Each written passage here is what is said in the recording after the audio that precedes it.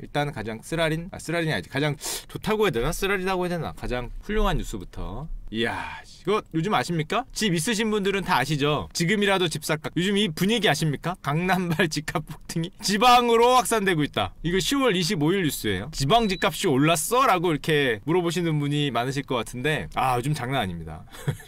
요즘 미쳤다는 말을 제가 전해 들었습니다. 자, 읽어봅시다. 대전 둔상동 무슨 뭐 크로바 아파트? 이런 크로바 아파트겠죠. 이런 아파트가 현재 매물이란 게 없다. 다른 중개소도 마찬가지지만은 몇 달 전 가격을 생각하면 집을 못 산다. 하나 나가면 집값이 올라가고 하나 팔리면 또 올라가는 중이다. 대전 둔상동 크로바 아파트 주민 여러분, 그 축하드립니다. 어디 있는지 몰라도 하여튼 굉장히 그 축하드릴 뉴스인데, 잠깐만, 아니 우리가 생각하기에 지방 집값은 상당히 빠지고 서울 집값만 좀 오르던 거 아니었나? 라는 저 같은 이런 멍청한 생각을 하고 있으시면 그 시류에 뒤떨어진 생각이었어요. 와, 몰랐어. 대전 지역의 매매값, 집값이 상승세가 굉장히 심해졌다. 지금 뭐 집을 쳐다보지도 않고 가계약금부터 보내는 외지인 투자자들이 많다. 이거 진짜입니까 이거? 오 라고 생각하면서 에이 어디서 그냥 뭐 조금 뭐 몇 개 집 올랐겠지 라고 생각을 하고 조금 더 검색을 해봤더니 한국감정원에 따르면 지난달 서울 지역 아파트 월간 매매 지수가 99인데 대전이 112.5로 전국에서 가장 높았다. 대전? 대전? 하여튼 대전에 집 있는 분들, 그 대전 고향이신 분들 축하드립니다. 왜 올랐는지 애매하긴 한데 하여튼 112.5니까 야 대전, 야 그러고 조금 더 봤어요. 저게 진짠가 싶어서 와, 날마다 최고가 갱신, 뒤늦게 질주하는 대전 집값? 작년에 7억 4천 하던 게 뭐 9억이 되고 6억 하던 게 7억이 되고 지금 집값이 이렇게 쭉 올라간다고 하거든요. 와, 이게 무슨 일인가 하고 쭉 읽어봤더니 세종에 쏠렸던 수요가 대전으로 유입됐다. 세종시가 투기 과열지구로 웃기니까 수요가 대전으로 유입됐다. 세종시 집값이 좀 너무 올랐으니까 투기 과열지구가 되고 대전으로 그게 갔다. 진짠가? 제가 또 재봤습니다. 제가 세종시는 가봤는데 대전엔 가보지 않아서, 이게 세종시거든요. 요렇게가 세종시인데 찍어봤어. 이 대전시까지 대충 거리를 20km 나오네. 20km면은 일산에서 서울이잖아요. 아, 일산에서 서울 거리를 출퇴근하겠다. 야, 쉬워 보이진 않는데? 이게 아무리 생각해도 그렇게 쉬워 보이진 않는데, 그래서 물어봤더니 실제로 하긴 많이 하는데 생각보다 교통지역이고 출퇴근 정체가 많아져서 1시간 정도가 이제 막히면은 소요된다, 이렇게 얘기가 나오고 있는데, 자 그러면은 잠깐만, 그래 뭐 대전이 뭐 그렇구만 하고 조금 더 자료를 찾아봤어요. 죄송합니다. 제가 지금까지 그 대전을 얕봤던 말을 취소하도록 하겠습니다. 와씨, 전국 청약 경쟁률 1등이 대전이었어? 탑4가 물론 평균이겠지만 2019년 상반기 주택 매매가격 상승률 전국 1등. 와씨, 킹전이 전국 1등이었습니까? 아, 야 그거는 제가 몰랐는데 전국 1등이었어? 야 대단하다. 물론 이 영향이 있겠죠. 올해 상반기 세종시가 대한민국에서 땅값이 가장 많이 올랐다고 합니다. 이 영향을 받아서 세종시를 뭐 투기 가열로 묶으니까 이제 대전이 오른다는 소린데, 자 그건 뭐 그럴 수 있다고 쳐. 그래 뭐 지역적인 문제니까. 그런데 저렇게 대전만의 문제가 아니라 재밌는 건 신문 제목을 조금 더 보니까, 옆에 제목을 보니까 미친듯이 치솟던 광주 집값이 순식간에 추락했다. 이 뉴스를 보면서 가장 크게 그 궁금했던 거는, 광주 집값이 언제 미친듯이 치솟았어? 그랬다고 합니다. 야, 잠깐만, 광주 집값이 미친듯이 치솟았었구나. 이게 순식간에 추락한 이유가 궁금한 게 아니라 광주 집값이 미친듯이 치솟았었대요. 5억짜리가 와 1년에 11억 가구, 8억짜리가 13억 가구, 4억짜리가 8억 가구. 와, 작년에 그랬답니다. 오, 그럼 얘네는 뭔데 이게 올랐다가 내려가나 보니까, 실제로 매매 지수를 보면 뭐 이렇게 작년에 왕창 올랐다가 지금 또 왕창 빠지고 있는 이런 모습을 보이고 있는데, 물론 이게 광주 전체는 아니고 봉선동이라고, 그 잠깐만 부동산 방송 같잖아. 저도 잘 모르는 동인데 광주의 대치동이라던 아파트 거래량이 작년에 이렇게 하다가 이렇게 올랐다가 지금 거래량이 여기 갔답니다.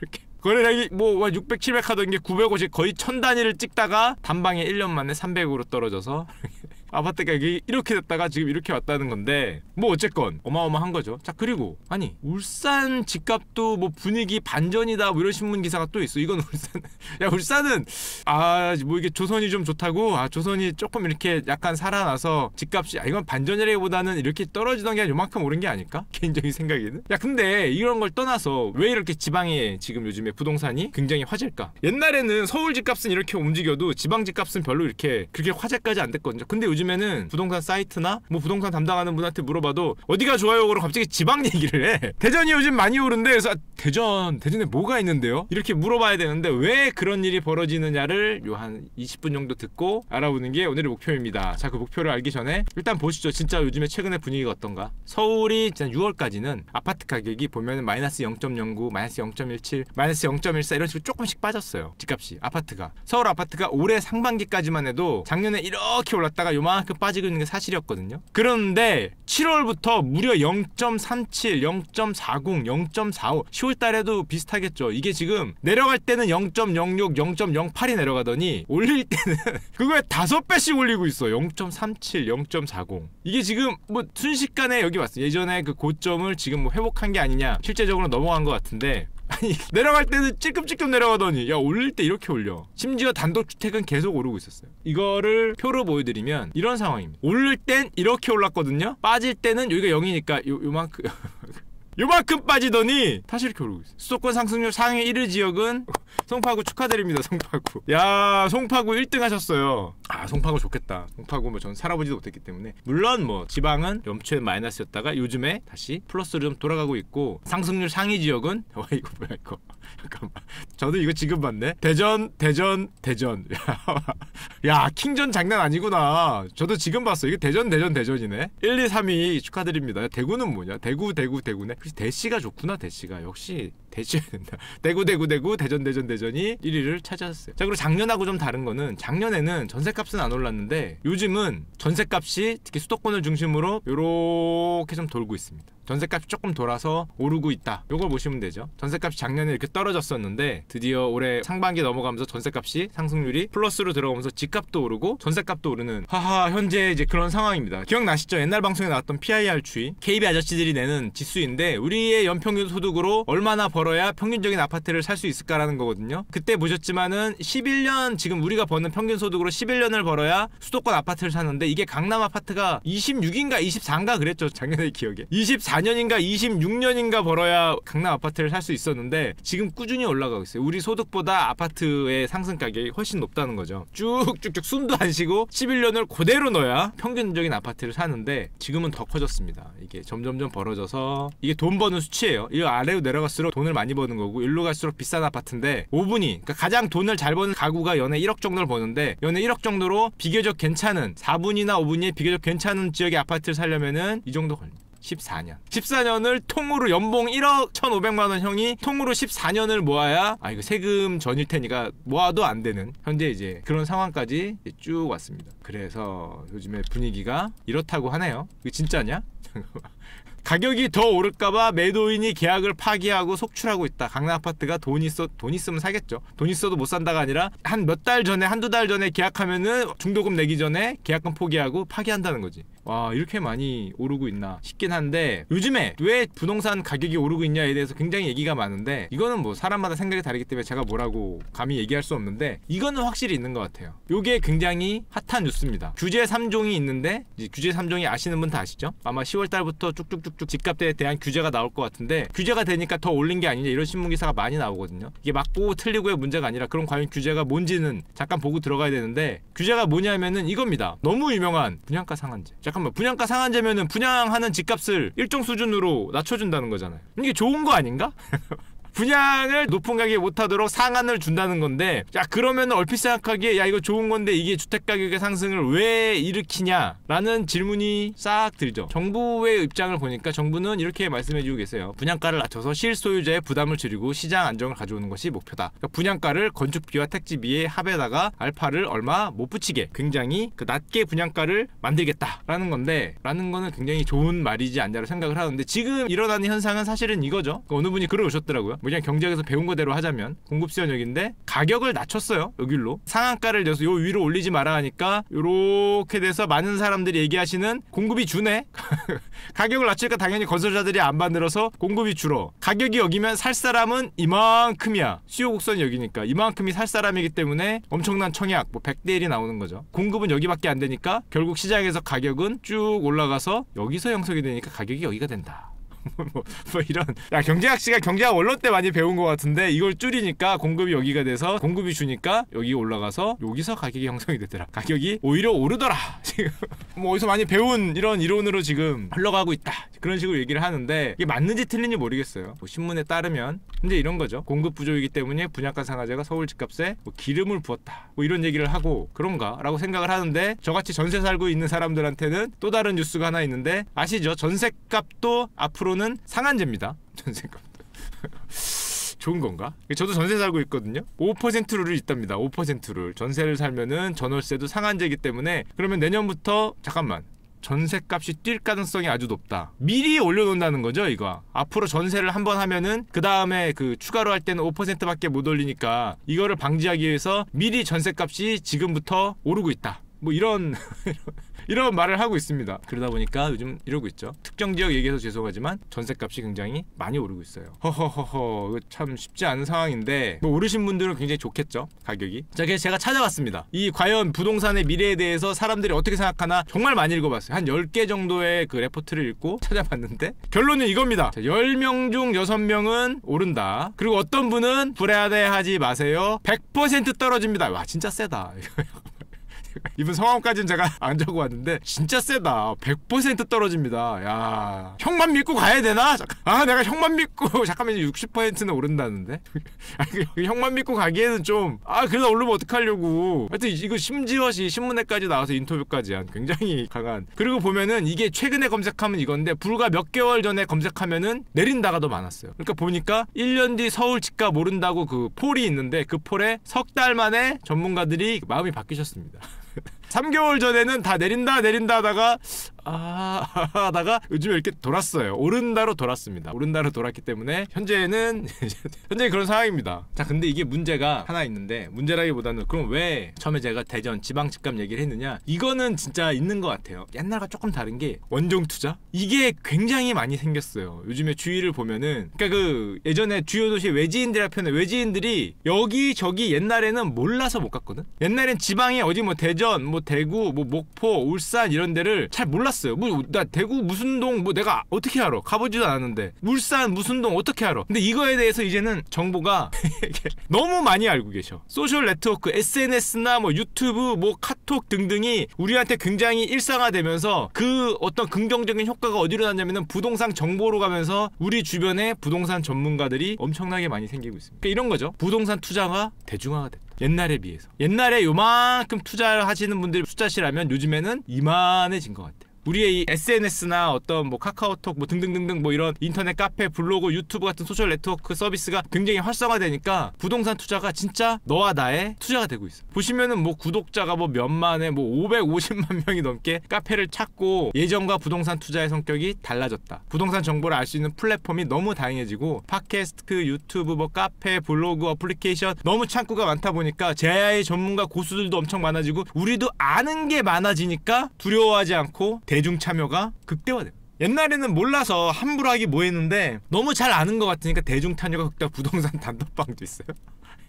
이거 익명인가? 부동산 단톡방도 있다고 합니다. 익명인지 모르겠는데 너와 내가 다 뛰어들고 있는 거야. 이렇게 뛰어든, 물론 이유는 뭐 다 아시겠지만 이유는 당연히 이거죠. 아까도 얘기했지만, 아까 PIR 지수를 얘기했지만은 보시면은 소득 지수입니다. 요 보라색이 소득 지수가 이렇게 있는데 요 주황색이 아파트 가격 지수거든요. 예전에는 1990년대 2000년대 초반에도 우리 소득과 요 보라색과 요 주황색이 그렇게 많이 벌어지지가 않았어요. 그런데 어느 순간부터 벌어지기 시작하더니 집이 없는 사람들이 완전히, 이게 언제입니까? 한 2006년, 2008년 이후로 요 10년간 집이 있고 없고가 너와 나의 소득을 너무 크게 좌우했어. 요게 보라색과 주황색의 차이를 보시면 되는데 요 차이가 점점 벌어지면서 2008년 이후에 전 국민이 학습을 했죠. 이때 따라가지 못한 사람들이 이때 따라가지 못한 사람들이 지금도 전세를 살고 있으면서 이 부의 차이가 너무 크게 발생이 되고, 여기서 너무 그 어떻게 보면은 허탈감? 격차? 상대적 박탈감? 이런 거를 느껴서 지금 이제는 정보가 많이 오픈되는 그 순간에 오니까 너도 나도 뛰어들고 있어. 다 같이. 자, 그래서 어떤 일이 벌어졌다? 와씨, 대단하다. 물론 이게 정책적으로 뭘 도와주니까 기존에 등록 안 하던 분들이 등록을 한 게 많은 건 맞는데, 주택 임대사업자 두 채 이상 있는 분들이 지금 이렇게 형들 같이 가자. 잠깐만.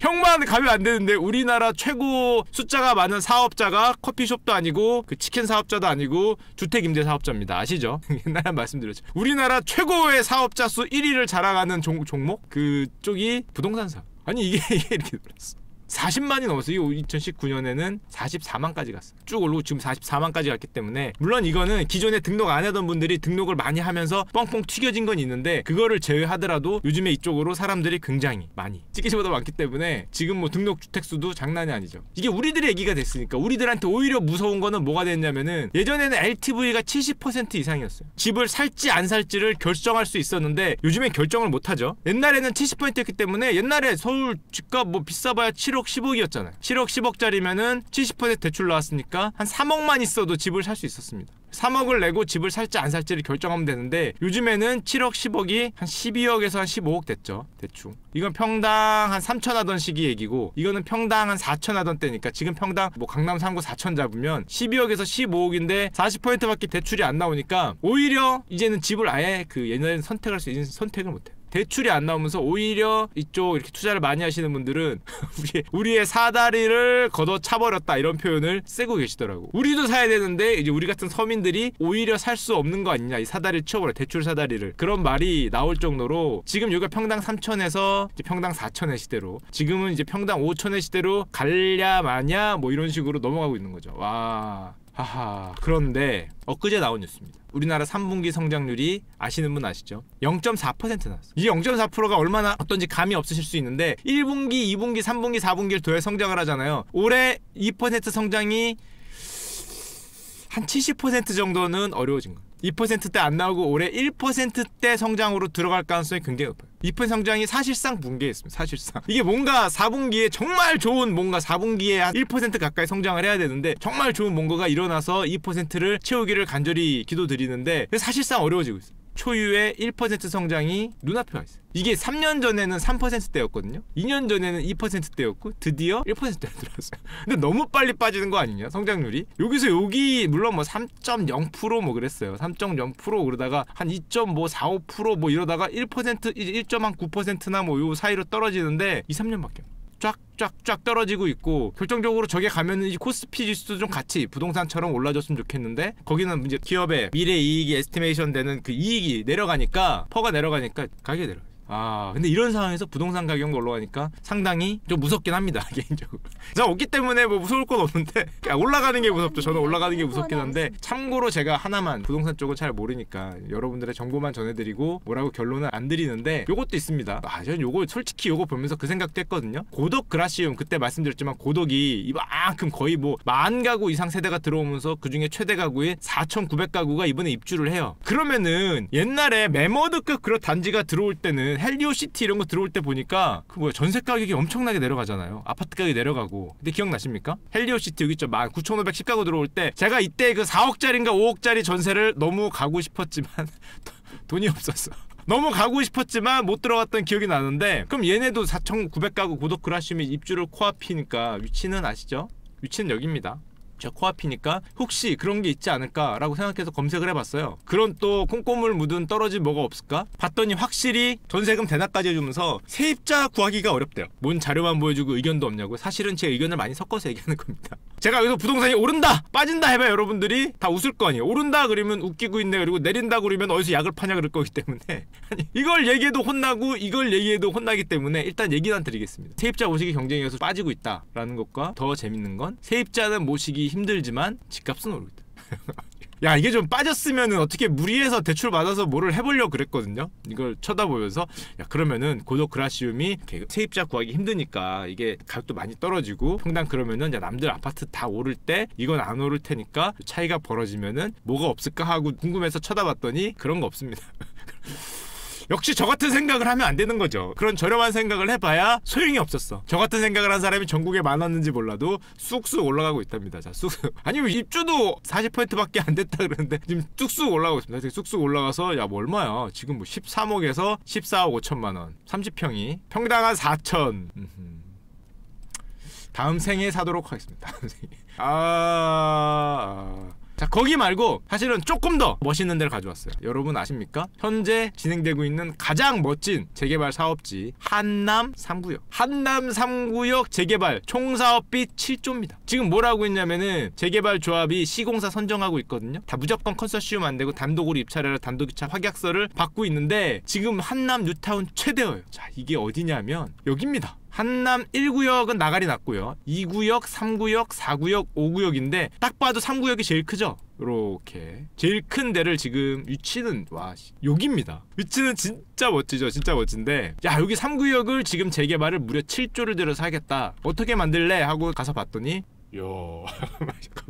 야, 좋아 보이는데? 잠깐만. 야, 한강이잖아 이거. 좋아 보이는데? 이렇게 만들어? 여기는 무슨 수빌태구. 와, 좋습니다. 이걸로 하도록 하겠습니다. 이걸로. 지금은 물론 지금 이거 아니에요. 지금은 이렇답니다. 이거고요. 이게 이렇게 된다는 거죠. 야, 좋아. 형들 나 이걸로 할게. 이걸로 감사합니다. 그래서 자 알아봤어요. 뭐 얼마인지. 내가 이걸로 할 테니까 뭐 돈 많이 벌어 사면 되지 뭐. 자, 그게 그 가격도 알아봤습니다. 뭐 딴 거는 필요 없고요. 결론적으로 가격이 평당 최고 8,400만 원에 팔린 옆에 있는 거 못지않은 입지를 자랑한다. 뉴타운 개발이 완료되고 용산 고원 조성까지 완료되면 서울을 대표하는 최고 주거단지다. 최고 8,400만 원. 8,400. 잠깐만 30평짜리가 25억. 싸네.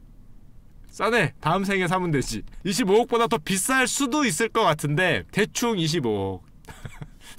그렇구나. 그렇답니다. 게다가 이거는 이런 대개발이 있으면 원래 그 대지 쪼개 팔기가 있잖아요. 그러다 보니까 10평이야 소형 매물이 평당 1억까지 올라갔대. 이거 무슨 소리냐면은 이거 그거잖아요. 옛날엔 딱지라 그랬는데 저렇게 작은 집을 사도 아파트 한 채 그 권리를 줬잖아요. 그것 때문에 10평 이하 방이라고 해야 되죠? 집이라고 해야 되죠? 10평 이하 소형 방인지 집인지가 평당 1억이래. 그럼 10평이면은 10억이라는 소리죠. 와. 평당 그러니까 10평짜리 좋겠다 이런 방 여러 개 갖고 있는 분들은 이걸 옛날에는 딱지라 그랬는데 요즘 뭐라 하는지 모르겠네. 가능하겠죠. 이게 평당 1억. 이게 개발이 어떻게 되냐면은 2개발에서 5구역 아까 보였죠. 2구역에서 5구역 재개발 사업 진행 중인데 3구역은 가장 크고요. 지금 22층 197개 동 5,816가구 공사비만 대략 1조 9천억이고 총 사업비가 7조 원입니다. 평당 8천만 원이니까 와 자리는 와. 게다가 요즘에 이 지금 시공사 선정하고 있잖아요. 시공사들이 건설사들이 요즘에 내놓는 조건들이 정말 장난이 아닌데 제가 하나만 가져왔어요. 자, 현대건설이 우리를 시켜준다면 이거 웅변하는 겁니다. 우리를 건설 시공사로 시켜준다면은 이걸 해내겠습니다 여러분 하고 가는 게 이겁니다. 한남 3구역에 현대백화점을 입점시키겠다. 그것까진 오케이. 그래 백화점 들어올 수도 있지. 니들이 넣고 싶겠지. 현대백화점은 오케이. 근데 그걸 뒤에 보면은 호텔 조식 서비스를 약속한다. 호텔 조식 서비스. 그 아파트에다가 호텔 아침을 서비스를 호텔 수준의 조식 서비스를 추진하겠다. 아침 나온다고? 와 좋은데? 로또를 사야 되나? 갑자기 로또에 대한 욕망이 막 불끈불끈 하는데 평당 8천? 돈 많이 벌어서 살 수 있도록 다시 한번 여기에다가 이렇게 짓는다는 거잖아요 지금. 뭐 이렇게 아파트 초들 이렇게. 멋있다. 돈 많이 벌어서 여러분들이 꼭 사실 수 있기를 지금 간절히 기도드립니다. 간절히. 위치는 진짜 멋진 것 같아요. 남당동 사시는 분들 화이팅입니다. 부럽습니다. 자, 부동산이 그래서 생각보다 많이 오르고 있다. 그래서 여러분들 근데 요번에 오르는 거는 개인적으로는 좀 무서운 것 같긴 해요. 저렇게 올릴 줄 몰랐는데 오를 거라고 생각을 했는데 정말로 이 내려갔다 올라가는 게 시기가 굉장히 짧죠. 아무래도 SNS가 퍼지고 그러다 보니까 다 같이 몰려가서 사고 하는 정보가 퍼지니까 옛날보다 조정도 훨씬 짧고 올라가는 스피드도 훨씬 빠르고 모든 게 다 스피드하다 보니까 옛날과 확실히 좀 뭔가 달라진 느낌이 개인적으로 좀 많이 들고 있어요.